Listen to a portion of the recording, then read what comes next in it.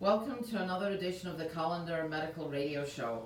I'm your host, Anne-Marie Cronin, here talking with Dr. Brian Colander, board certified in internal medicine and specialist in artery disease, with offices in Bingham Farms and downtown Detroit.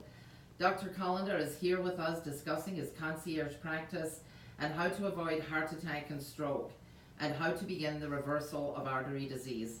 Now, Dr. Colander, I know that you've invited a special guest today, and I wanted to introduce him, Doug Reynolds, the founder of Bystander Response.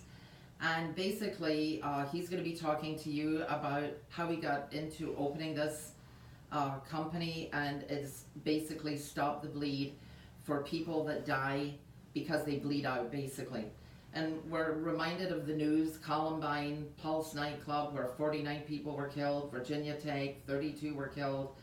And these people basically died because they bled out, didn't get attention right away. So Dr. Colander, why don't you pick up, introduce your guest, and let's talk about this traumatic injury. Well, thanks, Anne-Marie, and also I want to welcome back all our listeners who have been following us the last few weeks.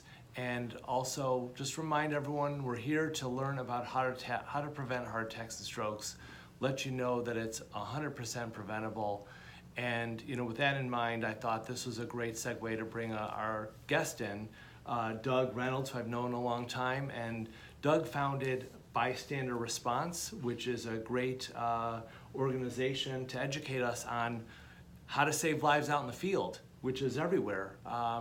We all have an opportunity to save a life, and Doug wants to educate us. Doug, how'd you get into Bystander Response? Well, thanks, Brian.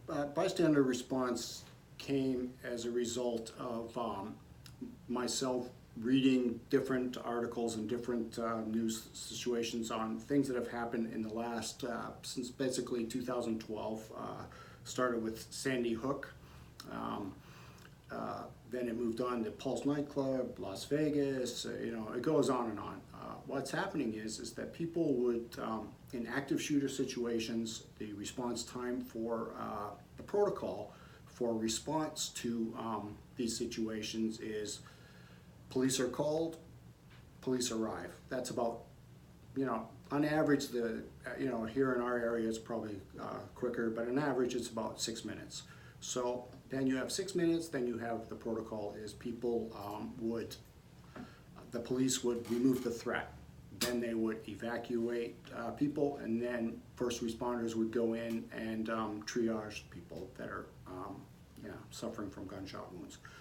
So the problem with that is that in arterial bleeding, which 20% of people in this situation die from, it results in death in about 4 minutes. So if you follow that timeline, it's easy to see that people are not going to survive until the triage gets there. In 2015, the White House started an initiative called Stop the Bleed, which came as a result of a Hartford consensus, which was in 2013, which was, the Hartford consensus was done in order to establish new protocols for what would happen in these situations. The protocol then was police would wait and then they would go in.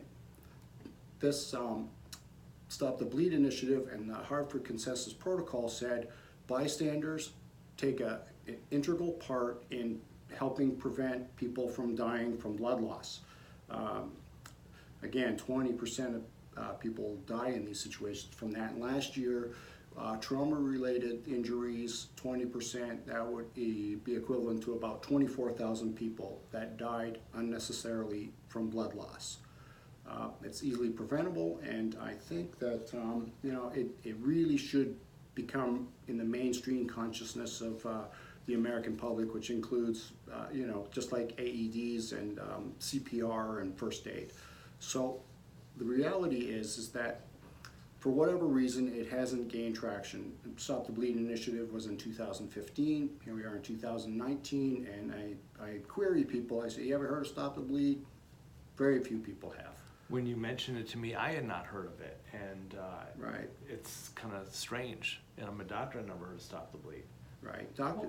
I think what's interesting is that when you see it on the news and you see these news stories, you see obviously you know, the SWAT team's going in and looking for the shooter or looking for whoever it is that's causing, you know, this incident, and then Right. suddenly the ambulances are trailing in and there's people lying all over the place. But Right. bystanders are just like looking, you know, they're just like, they don't know what to do. Right. So Right. somebody's got to teach them that there is a possibility to go in and take action. Right, and it's there. The protocol for hemorrhage control is pretty established.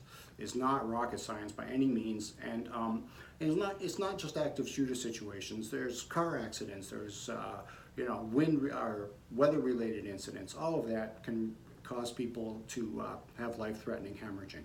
Before we go to the next break, I want to encourage all our listeners to go to bystanderresponse.com. They can also go to stopthebleed.com Right. and start to learn. I visited both those sites and saw how simple it is to take care of somebody in this type of situation and save a life.